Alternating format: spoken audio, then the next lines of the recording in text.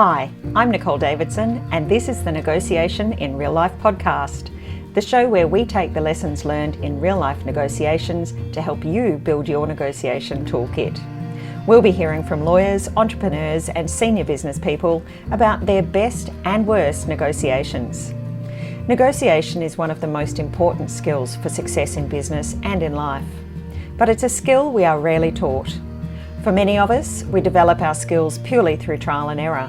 We see what works, discard what doesn't, and if we're lucky, we'll have a few good mentors along the way. In this podcast, we're going to give you access to an even greater range of negotiation mentors. Enjoy this episode, and please reach out if you have any questions. On today's episode of the Negotiation in Real Life podcast, we'll be joined by Alex Martin. Alex is the founder of Taurus Legal Management, and he is an experienced litigator, as well as having managed a litigation funding business. We'll be talking about the differences between negotiations in those two roles. We'll also hear from Alex some examples of negotiations where changing the dynamics of who's in the negotiation have led to outcomes where previously things had been a little bit stuck. Thanks for tuning into the podcast and enjoy listening. Welcome to the podcast, Alex. Hi, Nicole. Thanks for having me. I appreciate it. Absolute pleasure. Alex, before we get into talking about negotiation and some of your experiences, I was wondering if you'd just like to tell our viewers a little bit about yourself and your background. Sure. So I was admitted as a lawyer back in 2004. And ever since I was admitted, I've specialised in commercial litigation. So that's disputes between business owners. I started at what is now a national law firm and then moved on to a litigation funder. So I actually moved to being a manager at a litigation funding company. So I funded litigation rather than running it. But I think that gave me a really unique perspective on running cases and what a winning case looks like and what running a case in a commercially successful way looks like. And then I ended up the chief executive officer of that company. So I did that for 6 years and eventually wanted to start my own thing. I wasn't an owner of that company and I thought I'd like to try my hand at running my own small business. And so I did that and started Taurus Legal Management back in 2005. And I've been running it ever since. So that's a really interesting perspective because not only have you been involved in negotiations as a lawyer, and of course a big part of being a lawyer is those negotiations, but you've actually been a business manager and had a whole range of other different negotiations as part of your career as well. When you look at sort of the variety of negotiations that you've had, what are some of the most challenging negotiations that you come across? So that's true. I've had, I think, a perspective as a lawyer in court running cases, and then I've had a perspective as almost a professional client because as a litigation funder, you're the client or you're stepping in the shoes of the client, funding them and making sure the case is run in a commercial way. So I've had, I suppose, both those perspectives, and really Taurus Legal Management was born out of that double role, partly as a kind of seeing things from the client's point of view and the financial and the profit. You know, you need to run a litigation for a profit, and then partly obviously through the normal legal, knowing how to run a legal case as a lawyer. In terms of interesting negotiations, it's very difficult for me to pick. I've had a lot of interesting negotiations. One that pops to mind actually that comes out of funding is at the end of a mediation one time. We were close to a settlement, but not quite there. And there'd been various negotiations in the open session of the mediation. And I was the funder. So I was there with the client and the legal team, the barrister and the solicitor. And towards the end, there was sort of this deadlock, as there often is, where you might be a couple of $100,000 apart or whatever it is, close enough, but not enough to actually do a deal.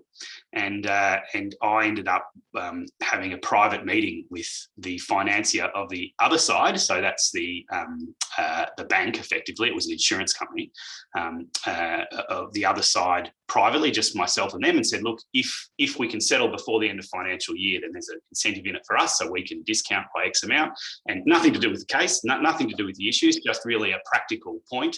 Can we meet halfway or whatever it was? And that resulted in the settlement.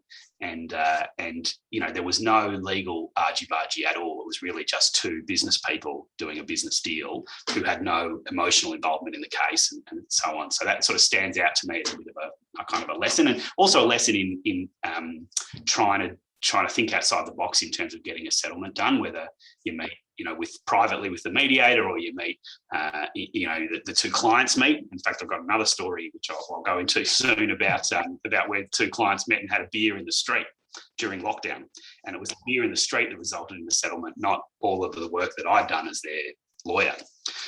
So, look, there's lots of different mediation stories and lots of different interesting things that happen along the way that teach you lessons as you go. Well, it's really interesting. I mean, coming back to that story, I think, once again, what I'm hearing is that, and this is a really complex matter, because you've got parties, you've got lawyers, you've got financiers of the litigation who all have their own sets of interests. And, what I'm hearing from you is, it's really important to understand the interests of all of those parties and know what their power is in the negotiation, because here it's ultimately the interests of the financiers and the benefits of getting something done before financial year end that made the difference. And as you said, the legal arguments kind of fall to the side. When you look at that, and this came out at the process of mediation, as you said, you'd already had a long process. Looking back on that, is there anything that you do differently now to try and unpack some of those interests at an earlier stage? Yes, so that's a good question. Certainly, I totally agree that you've got to look at the different interests of the different decision makers involved in litigation. And that might just be two people who have both own companies and having a dispute, and that's that. But it might be their husbands or wives. It might be might be their barrister. It might be their friend. It might be they've got some informal advice, or they've got a mentor. You don't know. And I certainly agree that understanding the interests of the parties, and I'd go beyond that to say understanding the real interests of the parties. Sometimes it appears that the interest is, they want $100,000 compensation for this breach of contract, but in fact, what they want is fair payment, or what they want is an acknowledgement that they've worked very hard on the case, or and I know that even myself, often you think you want something, and in fact you want something slightly different. You don't realise until you really unpack it. So to answer your question, I guess is, yes, we do now. I do, as a result of experience, look at the interests of the parties much more carefully and much earlier than I would have previously. Find out a bit of background. Who are we talking about? Are we talking? I mean, I did one recently where our client was an older fellow who'd started a business, traditional sort of guy who'd started a business many, many years ago, been running it for his whole life, and eventually handed it over to his son-in-law. And then his son-in-law got divorced from the daughter, and in this father's view, treated the daughter very badly as part of the divorce. And so, and then they ended up in a business dispute about the running of the business, and our fellow was no longer a director, he was only a shareholder. But no matter what we did in that litigation, it wasn't going to be enough for him, because he really wanted blood, because he felt that their son had a girlfriend instead of, had basically cheated on the daughter. And so there was nothing in the litigation that we could do that would sort of would deal with the underlying interest or the underlying issue, which is that he was upset at his son-in-law for treating the daughter badly. Nothing to do with the litigation. It wasn't a law case. It was a commercial litigation about a bonus that this fellow had paid himself as the director. Actually, as the director, you're allowed to do a lot of things, and the shareholders have pretty limited rights. So our case wasn't that great. But what was really going on behind the scenes was a totally different landscape, and understanding that landscape is really critical to resolving the dispute, the legal dispute that's in front of you. That's really interesting. I mean, that's a great story, and I think that's a great illustration of when you get to some of these disputes where the legal remedies aren't actually what somebody wants, and bringing those sorts of cases to mediation to give you the flexibility for remedies outside what a court could order is sometimes the way to get a better resolution for people and move them away from those legal arguments, isn't it? Yeah, absolutely. So certainly the court can only order a very limited range, a reasonably limited range of things, and often can't address the real issue between the parties, whereas a mediation is much more flexible. And people, I think, feel like they own the outcome of a mediation. They feel like they made the choice, and they can see that as a victory, whereas if the judge tells you, how it's going to be. I mean, you might see that as a victory, but often both parties see it as a loss, because they both get called liars by the judge or whatever, and they don't appreciate that. Whereas in a mediation, you have more control. And in fact, I've found even outside of them, you might have the mediation and it goes you make some progress, but you don't actually settle it. But then the parties are able to settle it themselves, armed with the knowledge that they got from the mediation, the progress that they made, or even they just really understood the issues better between themselves and were able then to take control of the process and settle it between themselves, or with their lawyers or without their lawyers or whatever. But we often have mediations that are unsuccessful in that they don't settle, but then the matter settles shortly after, or at a second mediation. Absolutely. And look, I think one of the other things, in a case like you've described there, just the mere fact that the father-in-law had the opportunity to say his piece in a safe forum, that's often, I think sometimes just the fact that somebody's gone into that mediation has been heard makes all the difference to where they see the dispute and how strong their emotions are around it. Yes, yeah, I agree with that. I think that you really have the individuals behind the dispute, so the clients, if you like, get to have their say or to get to participate in a much more meaningful way than they would in the litigation process, where they're really on the sidelines. And often the lawyers are furiously writing letters to each other and doing all these legal things, and the clients are a bit bewildered by it all and know it's costing them a lot of money, but aren't really sure.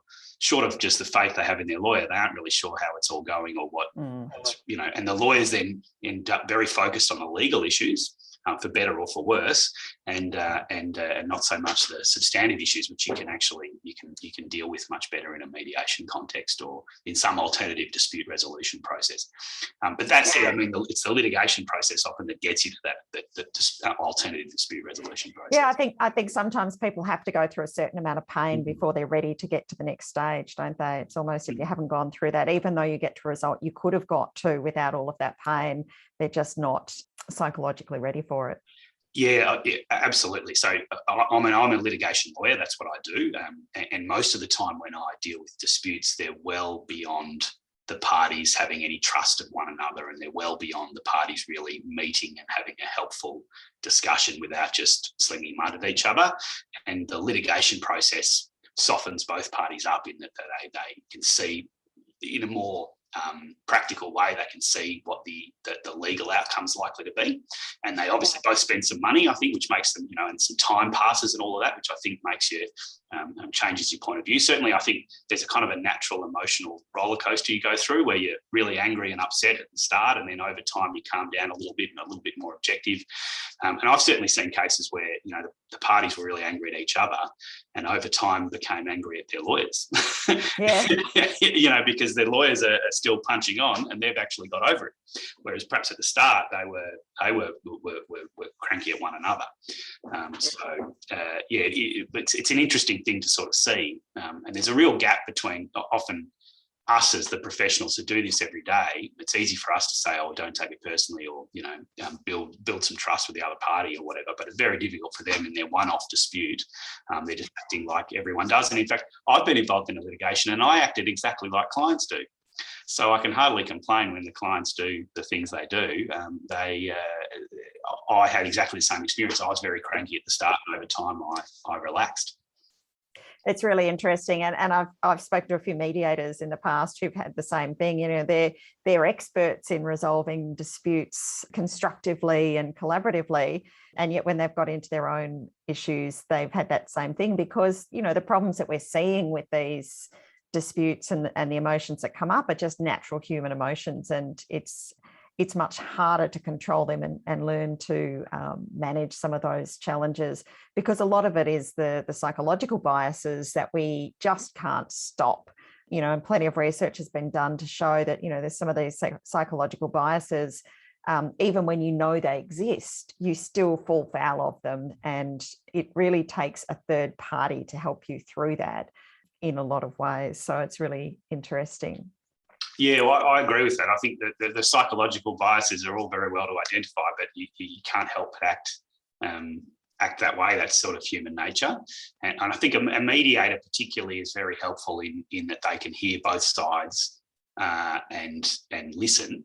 Whereas I think the court process is actually, the way it often works to support those psychological biases. So say myself and my client might be talking about the case, and we're talking about all our great arguments and how we're going to win, and looking at all the evidence that supports our case and so on. And we often, on one side of the litigation, don't really properly look at the other side and say, well, look, if I was the other side, what would I be saying, and what evidence is there to support their side, and how did they might have come away from that conversation really hearing a different conclusion than what we heard. And beyond that, I'm spending my time convincing the other side of what a great case we have. And I've had times where I've told the client their case is weak, and I've argued with the other side saying how great our case is, which is part of my job as an advocate. And then the clients come back to me and said, "Oh, we're definitely going to win. We shouldn't compromise at all." And I said, "Well, you're not listening to me." And they've listened to my arguments and been convinced. So I'm very convincing, which is great. But you tend to the legal process really supports these kind of biases, and I think the mediation process much less so. The mediation process is much more open, and if you have a good mediator who can really listen to both parties and then come up with helpful solutions and listen to their interests and all of that, you're much more likely to reach a resolution, or at least progress towards a resolution. I tend to agree with you on that one.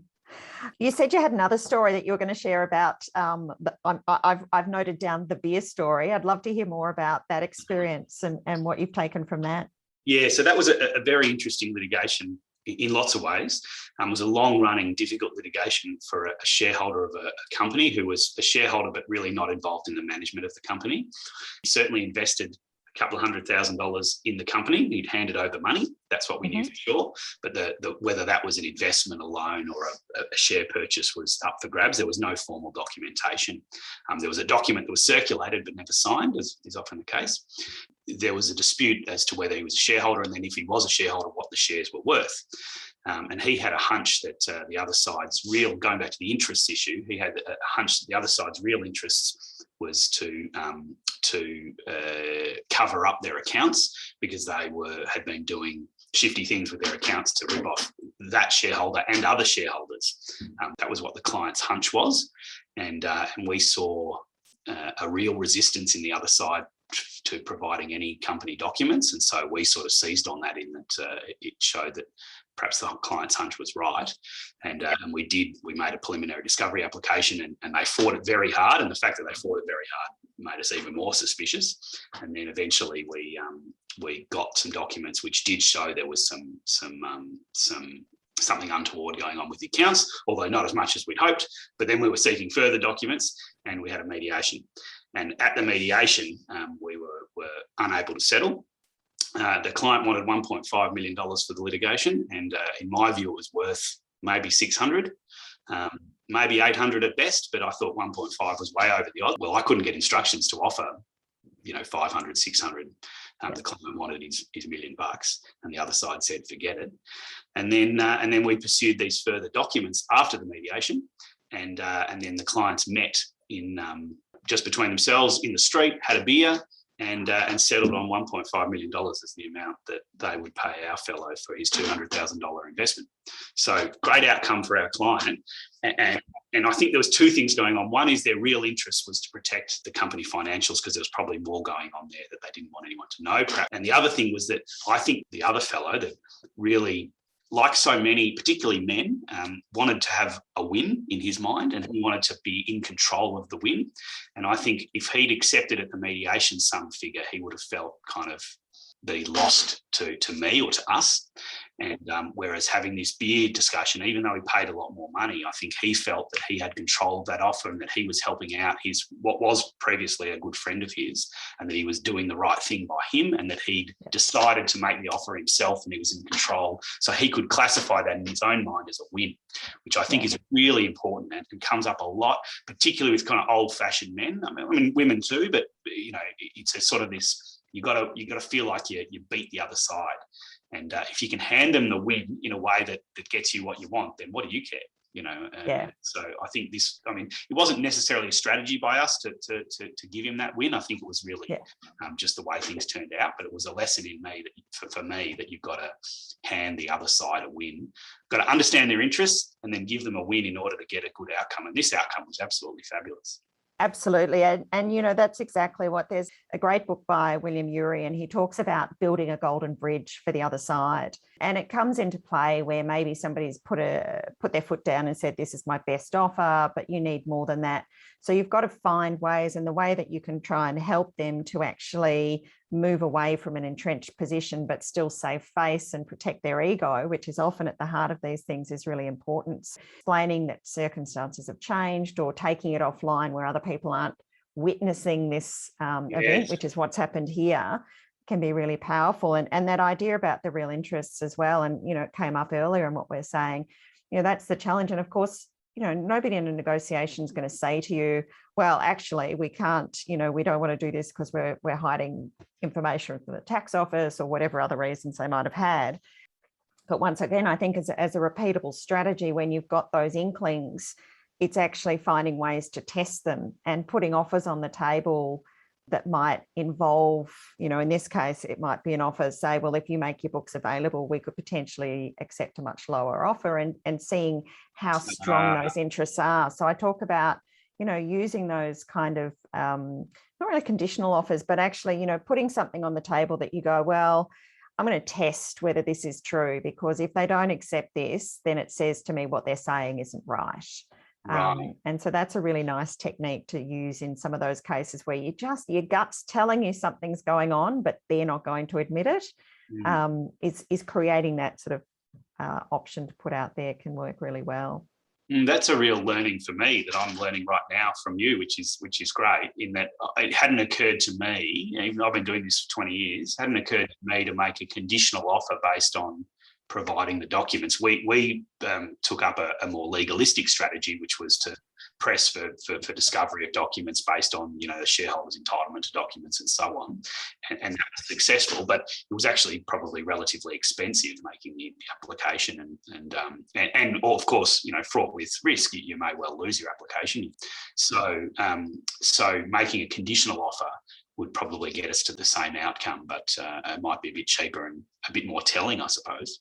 Yeah, and look, I think this is the thing, isn't it? And I always say to people, because you're a highly experienced lawyer, you've been negotiating for a long time, and do it very successfully. And yet negotiations can become so complex that sometimes there is just an element that you haven't thought about. And, this is where I say to people, everyone negotiates well. It's the difference between doing a great job and an exceptional job is actually having that complete system to bring around it. And sometimes it takes a third party who's not as ensconced in the content. And as you said, often the legalities and the litigation process of it can blind you to other options. So, I think it's interesting to think about how that fits with lawyers and how you pull yourself out from that litigation perspective sometimes to take that more open-minded view, I guess, of what the dispute is. It's a real challenge.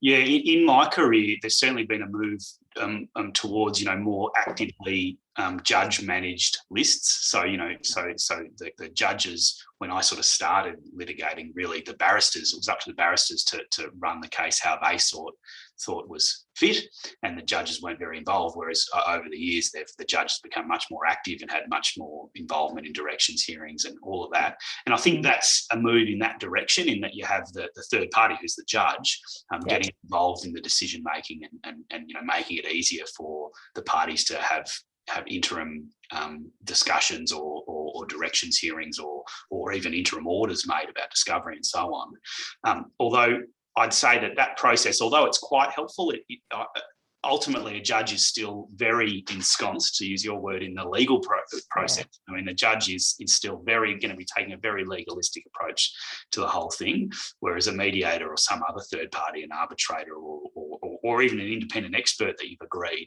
are much less likely. It does require some level of trust, and I just did one recently where we said, well, an early mediation would be very suitable. And the other side said, well, we can't tell you whether we're available for a mediation for at least 6 weeks. And we said, well, why is that? And they said, well, we're not telling you. So we're in a position where we wanted a mediation. It was very sensible to have a mediation. There wasn't a lot of money at stake. And I think there was the underlying interest of the parties really were just that they'd been upset and there'd been some public sort of humiliation of one party.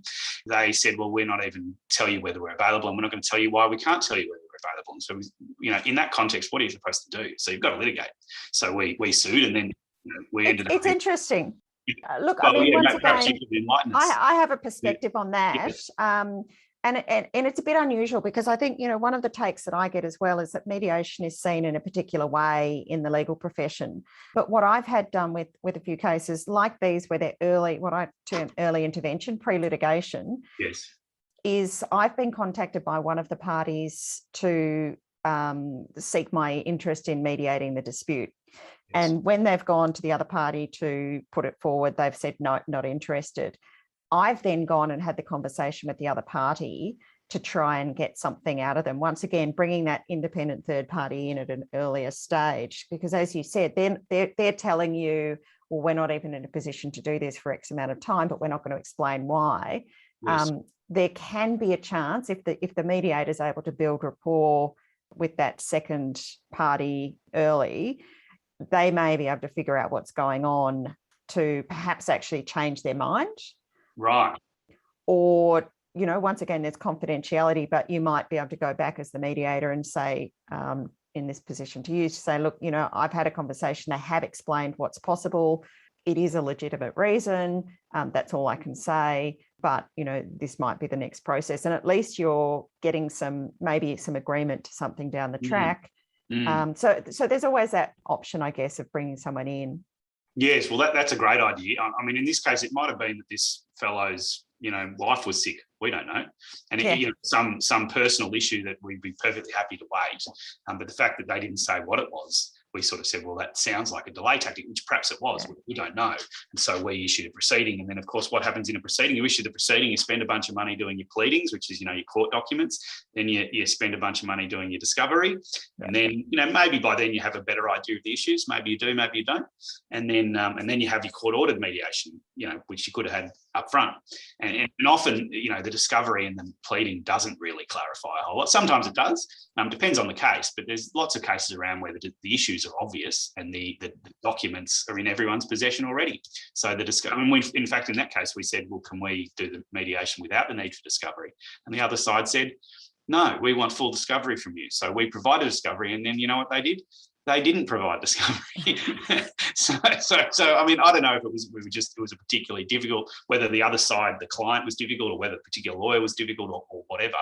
But it was a hard fought sort of thing to get to the point of a mediation where we could have been at the start anyway. But I think your idea is a good one, that you could have at least spoken to them and seen, and maybe that'd work, maybe it wouldn't, but it'd certainly be worth a try. It's a relatively low cost thing to do, and to do, early on. I mean, the reality is there's a lot of litigation that goes on out there that's uncommercial in the amount in dispute is not worth it, or ultimately what you end up doing is fighting over the cost of the litigation more than anything else because it's got so far. Absolutely. And I've seen that be the stumbling block in many a mediation. It's no longer about the substantive issues. It's about who's going to pay for all the legal costs that each of them have incurred, because they both think the other party's been unreasonable in the legal process. Yes. Certainly for small businesses, the dispute resolution service provided by the Victorian Small Business Commissioner is fantastic. The VSBC has been very busy with rent relief applications through COVID, but it does much more than that. I think the rent relief's a good example in that usually you've got a tenant and a landlord who don't hate each other. They're both in a difficult position. And I think with litigation or with dispute resolution, it's a horses for courses thing. If you're dealing with a dispute over a small amount of money and civility, then the parties can have a mediation and off they go, and that's a great outcome. But I know the ones I deal with often they've been slinging mud at each other for some time already, and they absolutely hate each other's guts. And the litigation process helps to clarify and get to the point of perhaps a compulsory mediation, and then that's the place to settle it. Or it's really, you've got to pick the right method and approach for the right matter. Although, as I say, and once again, I think because I've been doing a lot of the VSBC mediations, and as you say, you've got those ones who just have got stuck, but the relationship is good and they're fine. And then you've got the other ones. And I think the biggest turning point often in those mediations is when you realise that by focusing on causing pain to the other one or not letting them get away with something, they're actually hurting themselves. And one of the quotes I pull out on a very regular basis, which I absolutely love, it's a quote from Buddha that says, holding on to anger is like drinking poison and expecting the other person to die. Yes, I've heard that one. I love it. Yeah. Yeah. So we've talked quite a lot about different sorts of negotiations. Now, as I said, as a lawyer, you've obviously developed these skills over time. What has been the most important thing for you to do through your career to develop your negotiation skills? I've had some formal training, and I think that was very helpful in that it helps. Often it's the training is around things that you already do and already understand. And I think even between you and I, sometimes I've said, oh, we did this, and you say, oh, well, there's a book on that. I haven't read the book, Yeah. but you've had the training on, and certainly having a level of training helps to identify the steps in the dispute resolution. So I think formal training has really helped, and I'd say overall just prepare. Just prepare a lot. So spend half a day before a mediation or before an important discussion, going through all of the issues, putting yourself in the other party's shoes, trying to understand what's going on with the decision makers, do the background. It's really you win a dispute, so you win in court and you win in a mediation, if you want to call it that. You resolve a mediation before you walk in the door. Yeah. And I'm sure there's probably a quote about that from there is a little research study. There is. Yeah. Apparently 80% of the success of the negotiation comes from what happens before you walk through the door, according to one study that I cannot tell you whose it is at the moment. Yes.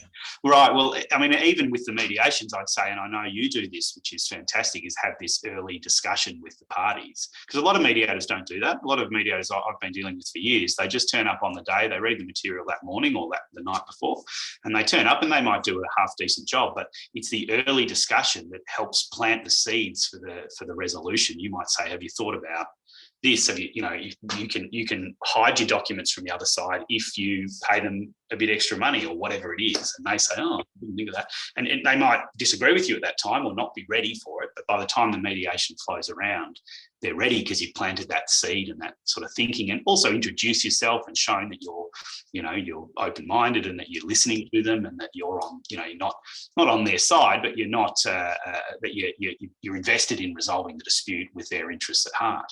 And that early discussion makes a big difference. So certainly, be prepared is, and that's in life generally.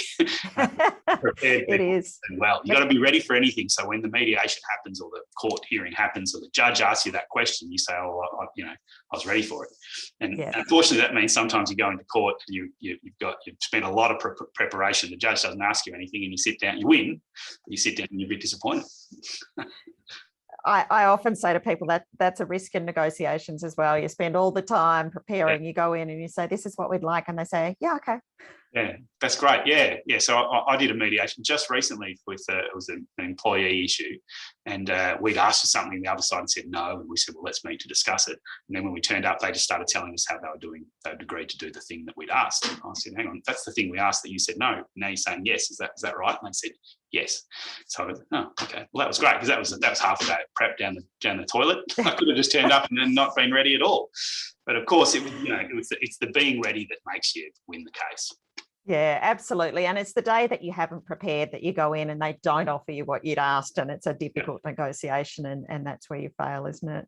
Yeah. So, Alex, it's been absolutely fascinating talking to you. So thank you very much for your time. Is there anything that you'd like to leave listeners with, or any contact details if they'd like to reach out to talk to you about some of their disputes that might need some assistance with their negotiations? Oh, yes. So if you Google Taurus Legal Management, you'll find us. And by all means, if there's any disputes that you have or any concerns about perhaps a dispute bubbling away, or you're worried about a relationship or whatever, please feel free to contact us for a free chat.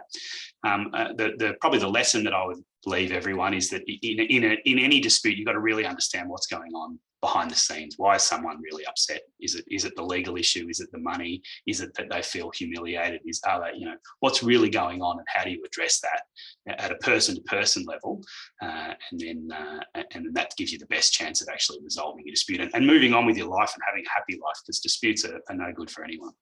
I think that's the ultimate goal for everyone. Thanks very much, Alex. It's been a pleasure. Thanks, Nicole. Appreciate it. Thanks for listening to this episode of the Negotiation in Real Life podcast.